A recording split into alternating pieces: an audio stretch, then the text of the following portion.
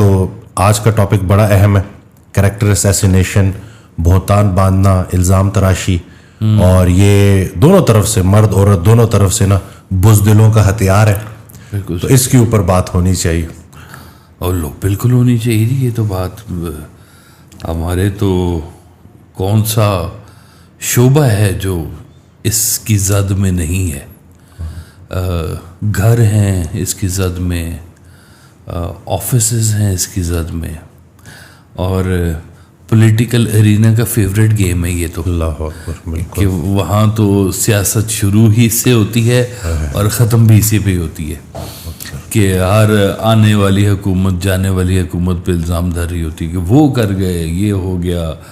और कुछ बात ना बन रही हो तो जनाब वो personal attacks, below the belt जिसको कहते हैं, कि वो पर्सनल अटैक्स पे फिर बताते हैं उसकी निजी ज़िंदगी की तस्वीर और ये और वो। बस क्या बताएं जी, इंसान जो है ना ये बहुत ही बाज़ औक़ात अपने नफ्स के हाथों इतना मजबूर हो जाता है कि गलत और सही के दरमियान में उसकी जो ये फ़र्क है ना वो ख़त्म होना शुरू हो जाता है।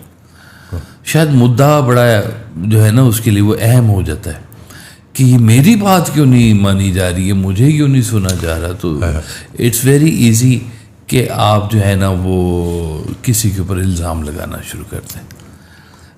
आपका बस ना चल रहा हो तो गीबत करनी शुरू कर दें, किसी के बारे में कोई बात करनी शुरू कर दें।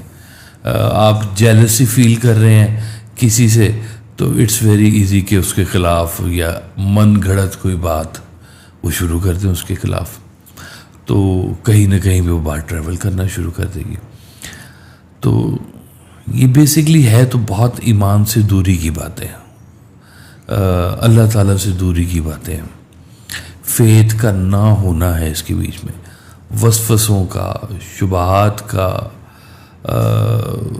खुद गर्जी का, जेलसी का, इसमें बड़ा इवन तकब्बुर भी इसमें शामिल होता है। बिल्कुल कि ये एहसासात ऐसे हैं कि जो इसमें बहुत वाइटल रोल जो है ना वो प्ले करते हैं। अब अगर इसको डिवाइड करें ना इस पूरे इवेंट को, एक इवेंट को, तो 3 शख्सियात हैं। एक है फ़ाइल, एक है मफ़ूल और एक है फ़ेल। ठीक है ना। फ़ेल है तोहमत, इल्ज़ाम, मनगढ़ंत बात, बहुतान बांधना है, ये है। और उसको करने वाला और एक जिसके ऊपर ये गुजर रही है। ये 3 शोबे अगर हम अलग से डिस्क्राइब कर लेना तो बड़ी आसानी हो जाएगी हमें बात करने में। अब बात ये है कि ये करने वाले जो लोग हैं ना जी, ये इस्लाम में ना इनके लिए बड़ी सख्त सज़ाएं हैं। अल्लाह अकबर। किसी पे झूठा इल्ज़ाम लगाना, कैरेक्टर असैसिनेशन करना, फ़र्ज़ करें इसमें जो सबसे जो क्रॉनिक इल्ज़ाम है ना वो है ज़ना का, कि देखा ना हो और इल्ज़ाम लगा दिया हो। हमारे देखें ज़रा, आप भी, आपके पास भी लोग ढेर तादाद में आते हैं, तो इट्स वेरी इजी कि किसी लड़की के ऊपर या औरत के ऊपर बद चलनी का शुबा लगा दिया जाए। कोई मोबाइल इस्तेमाल कर रही है रात की तन्हाई में तो कह देंगे इसका तो कोई चक्कर चल रहा है। मियाँ हो सकता है रात को कोई ईमेल चेक कर रही है, फीमेल चेक कर रहे हो तो पता ईमेल या फीमेल, वाइफ का ज़्यादा ईमेल से ज़्यादा फीमेल की तरफ ध्यान होता है जी। है फेथ की कमी है ज़बरदस्त किस्म की। तो वो बड़े आसानी से ना हम लोग ना इजीली कह देते हैं ओ ये तो है ही ऐसा ही है, ओ ये तो फलां करता है। वो हम लोग ना वो देख नहीं रहे होते कि जो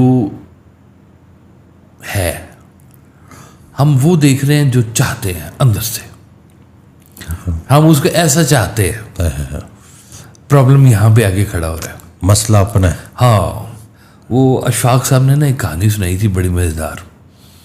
उन्होंने कहा जी हम समनाबाद में रहते थे, हमारे सामने घर था, किराए का घर, उसमें एक बड़ी मॉडर्न किस्म की खातून आके ठहरी और बड़ी वो ना हैंडसम भी थी और अपने आप को बड़ा हर वक्त मेंटेन रखती थी और उनसे बड़ी तेज़ खुशबू भी आया करती थी। अब खुशबू एक अट्रैक्शन पैदा करती है ना जी, है तो बहुत तेज़ खुशबू आती थी।